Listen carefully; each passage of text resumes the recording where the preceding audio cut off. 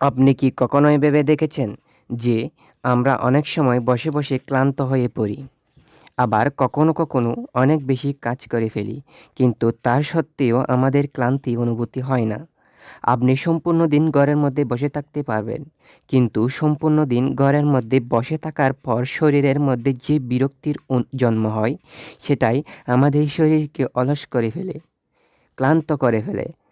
কিন্তু আবার যখন আপনি বা আমরা যখন খেলাধুলা করি, তখন আমরা খুবই দৌড়াদৌড়ি করি। শরীরকে খুবই ক্লান্ত করার চেষ্টা করি। কিন্তু খেলার পর শরীরের মধ্যে একটা চঞ্চলতা অনুভব হয়, যেটা সম্পূর্ণ শরীরকে নাড়িয়ে ফেলে। যদি একটু ভাবেন, তাহলে এটা একটা দ্বন্দ্বের বিষয়। প্রাকৃতিকভাবে তো এটা হওয়া দরকার।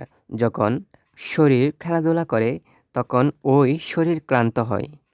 তাই খেলাধুলা করার পর ক্লান্তি অনুভব করা দরকার। আর যখন কোনো মানুষ খালি বসে থাকে, তখন সে তার শরীরকে ক্লান্তই করে না, সে তো আরাম করতে থাকে। তাহলে কেন সে তার শরীরের মধ্যে ক্লান্ত অনুভব করে? যদি আপনি এর জবাব জানতে চান, তাহলে এর জবাব হলো আমাদের মনের বিরক্তি। যদি শরীরের কথা বলা হয়, তাহলে শরীরকে ক্লান্ত করায় মন ক্লান্ত হয় না। কিন্তু যদি আপনার মন ক্লান্ত হয়ে পড়ে, তাহলে আপনার শরীর কখনোই সাথ দেবে না। এমনটা হয় খালি বসে থাকার ফলে। আর মনের এই বিরক্তির ভাবকে আমরা চিন্তা বলি। আজ যে কাহিনীটি আপনাদের বোঝাতে চলেছি, যাতে চিন্তার ব্যাপারে আপনারা সমস্ত কিছু জানতে পারবেন।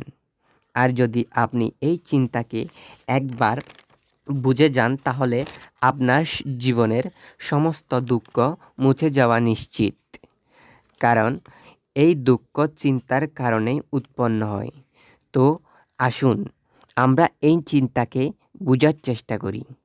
এটা ওই সময়ের কথা যখন বুদ্ধ আম্রবনে তার সময় ব্যতীত করে চলেছিলেন।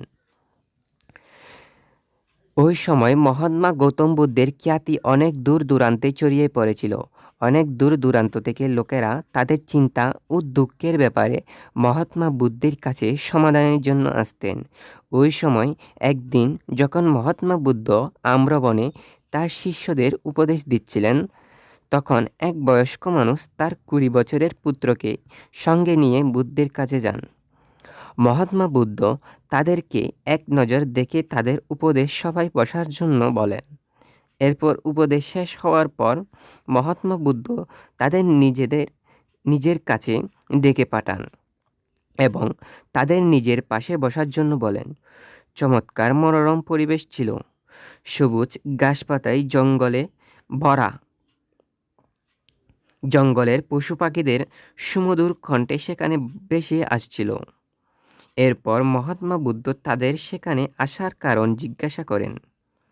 তার উত্তরে ওই ব্যক্তি বলেন, হে মহাত্মা, আমি গত ২ দিন যাত্রা করে নিজের পুত্রকে আপনার সঙ্গে দেখা করার জন্য নিয়ে এসেছি। এটা আমার একমাত্র পুত্র, যে সবসময় ক্লান্ত হয়ে থাকে।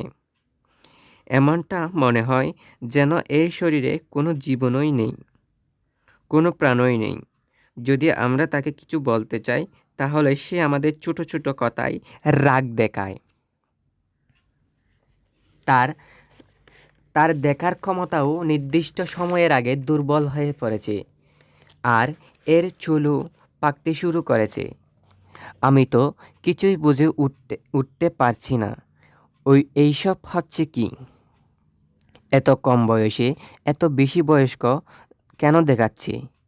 হে মহাত্মা, আমি আমার পুত্রকে নিয়ে খুবই চিন্তিত। যখন আমি আমার পুত্রকে চিকিৎসকের কাছে নিয়ে যাই, তখন তারা কিছু ঔষধ দিয়ে বলেন, তোমার পুত্রকে চিন্তাভাবনা কম করতে বলো। চিন্তার জন্য তার মাথার মধ্যে খুব বেশি চাপ অনুভূত হয়, তাই তার এই অবস্থা। কিন্তু তাদের ওই হাজারবার বলার সত্ত্বেও আমি চিন্তার ব্যাপারে কিছুই বুঝে উঠতে পারছি না। আমি জানি না যে চিন্তা আসলে কী, আর এটাকে কিভাবে তার মাথা থেকে বের করা যায়। এর জন্য সবথেকে প্রথমে আমার এইটা বুঝে নিতে হবে যে চিন্তা জিনিসটা কী। এই জন্য আমি আপনার কাছে এসেছি। দয়া করে আমার সমস্যার সমাধান করে দিন। এইটা শোনার পর মহাত্মা বুদ্ধ ওই ছেলেটিকে খুব ভালোভাবে দেখেন। তিনি তার চোখ, মুখ এবং তার সম্পূর্ণ শরীর ভালোভাবে পর্যবেক্ষণ করেন। এরপর তিনি ওই ব্যক্তিকে বলেন, চিন্তাভাবনা এগুলো তো কোনো মানুষই করতে চায় না, কিন্তু তবুও ও এই মানুষকে উই পোকার মতো ধরে ফেলে। আর মানুষ এটা জানতেই পারে না যে সে চিন্তাভাবনার মধ্যে বেশি আছে। কিন্তু যদি ওই মানুষটি এই চিন্তাকে বুঝে ফেলে, এই চিন্তাকে পরিমাপ করতে শিখে যায়, তাহলে তাহলে যাতে করে সে বুঝতে পারে যে সে কতটা চিন্তার মধ্যে আছে, তাহলে সে ওই চিন্তার সমস্যার সমাধানও খুঁজতে পারে।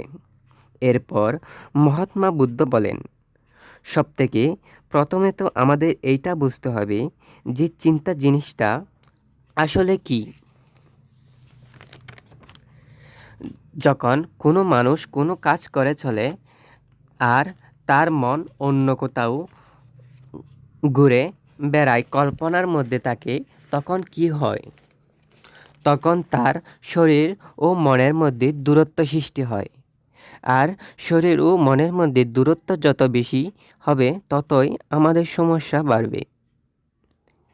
আর এই দূরত্বকে, এই টানকেই চিন্তা বলা হয়। কোনো খেলাধুলা করার পর মানুষ নিজের মনের মধ্যে শান্তি অনুভব করে। কেন করে?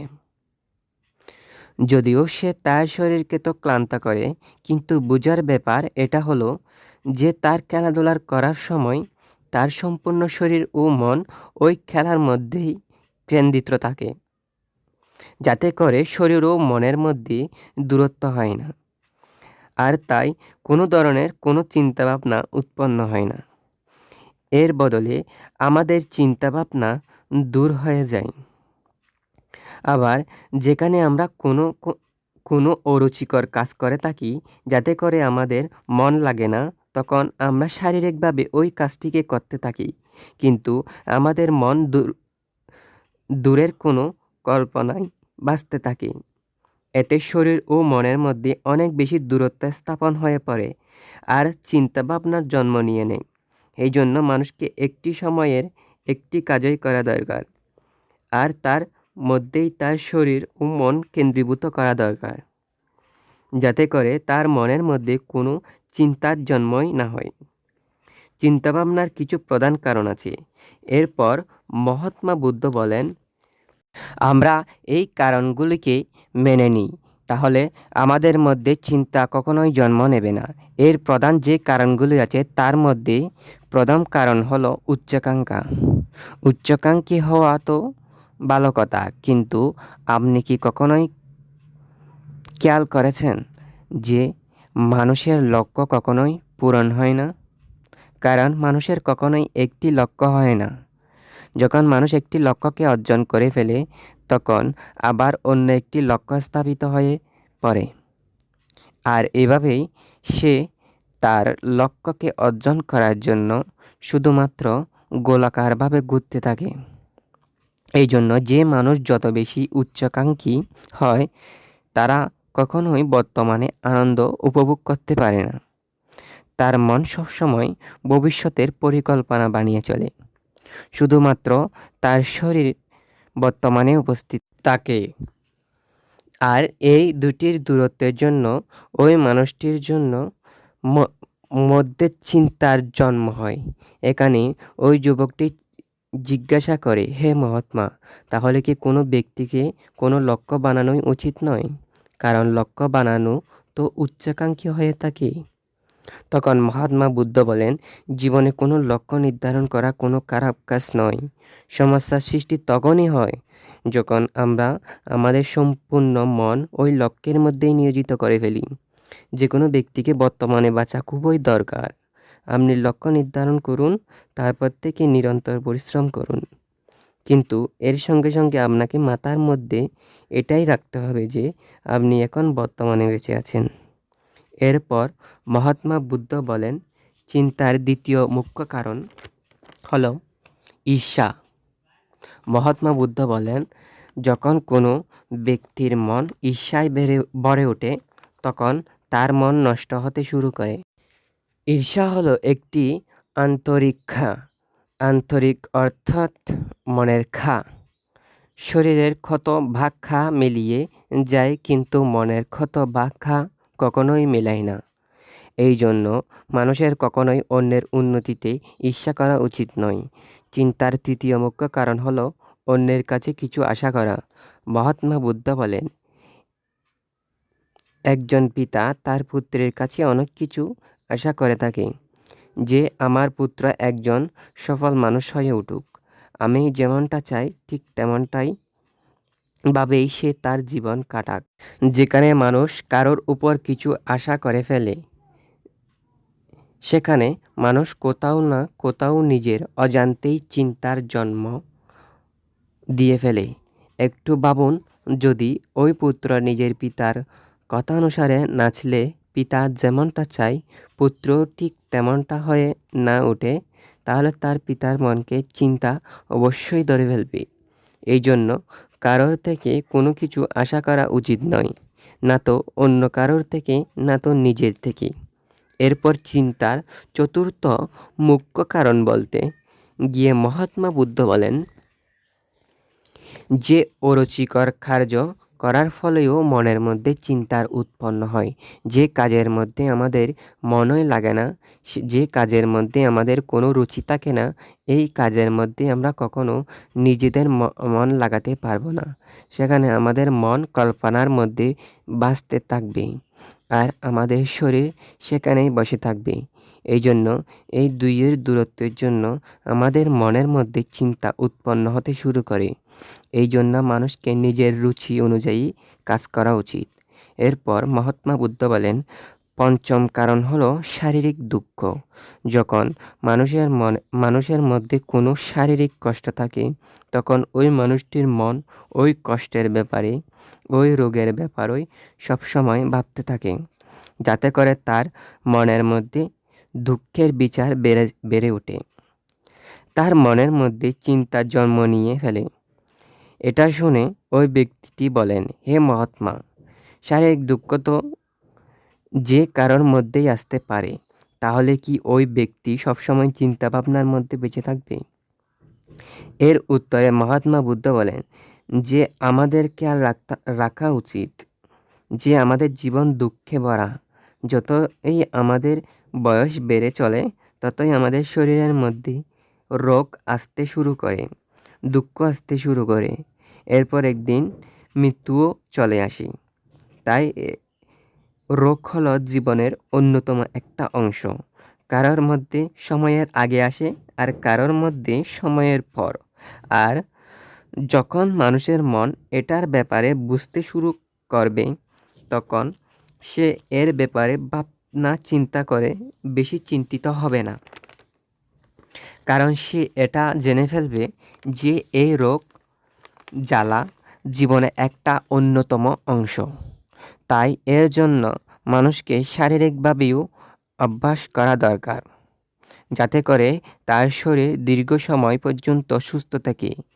চিন্তার ষষ্ঠ মুখ্য কারণ হলো নিজের পরিকল্পনাকে বোঝার জন্য সময় না দেওয়া। কিছু মানুষের মনের মধ্যে হঠাৎ করে কোনো খেয়াল উৎপন্ন হয়, আর সে কোনো ভাবনা চিন্তা না করে কাজ করা শুরু করে দেয়। আর তারপর যখন সে ওই কাজে অসফল হয়ে পড়ে, তখন সে চিন্তায় পড়ে যায়, কারণ সে কাজটিকে শুরু করার আগে ওই কাজ সম্পর্কে কোনো জানকারই নেয় না। মানুষের যে কোনো পরিকল্পনা করার সময় তার খারাপ পরিণামের ব্যাপারে সবথেকে প্রথমে ভাবা উচিত। আমাদের এটা ভাবা দরকার যে যদি এই পরিকল্পনা সফল না হয়, তাহলে আমরা কি করব, আমি কি করব। আর এই জন্যই নিজের পরিকল্পনা বোঝার জন্য সম্পূর্ণ সময় দেওয়া দরকার, যাতে করে ভবিষ্যতে ওই কাজের প্রতি চিন্তার জন্যই না হয়। জন্মই না হয়। এরপর মহাত্মা বুদ্ধ বলেন, চিন্তার অন্তিম মুখ্য কারণ হলো সবসময় ভাবতে থাকা। নিরন্তর ভেবে চলাও হলো একটা রোগের লক্ষণ। আর এটাকে দূর করার জন্য মানুষকে প্রতিদিন প্রাণায়াম এবং ধ্যান করা দরকার। এটা শোনার পর ওই ব্যক্তি হাত জোড় করে মহাত্মা বুদ্ধকে জিজ্ঞাসা করেন, হে মহাত্মা, আমার পুত্রের বয়স তো সবেমাত্র 20 বছর, আর তার মধ্যে এতটা বোঝার ক্ষমতা নেই যে সে এই সমস্ত কথা একসঙ্গে অনুসরণ করতে পারে।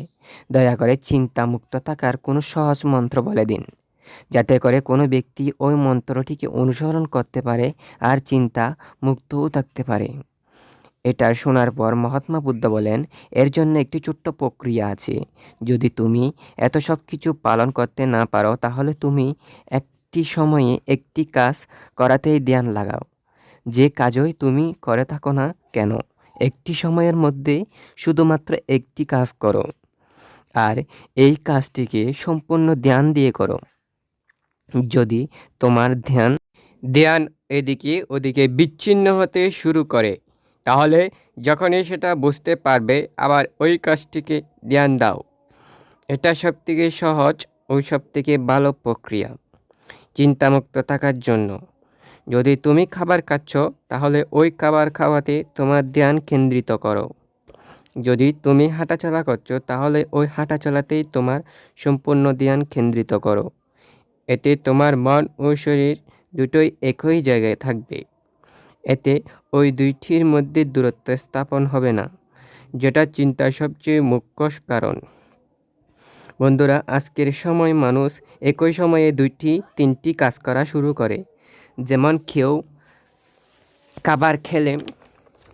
খাবার খাওয়ার সঙ্গে সঙ্গে টেলিভিশনও দেখতে থাকে, আবার ফোনে কারোর সাথে কথাও বলতে থাকে, আর এরপর সে বলে, আমি তো চিন্তায় আছি। যদি একটি মানুষ একই সময়ে 3টে কাজ করে চলে, তাহলে তার মধ্যে চিন্তার জন্ম হওয়াটা স্বাভাবিক। কারণ মন তো সম্পূর্ণ ধ্যান দিয়ে একটি সময়ে শুধুমাত্র একটাই কাজ করতে থাকে। সম্পূর্ণরূপে ধ্যান দুটি কাজের মধ্যে কখনোই লাগতে পারে না। এই জন্য যতদূর সম্ভব চেষ্টা করুন যে আপনি আপনার ধ্যান একটি কাজের মধ্যে দেওয়ার। তো বন্ধুরা, কেমন লাগলো এই ভিডিও? যদি ভিডিওটি আপনাদের জীবনে এতটুকু মূল্য দিয়ে থাকে, তাহলে অবশ্যই ভিডিওটিতে লাইক করুন এবং নিজের আপনজনদের শেয়ার করে দিন। ধন্যবাদ।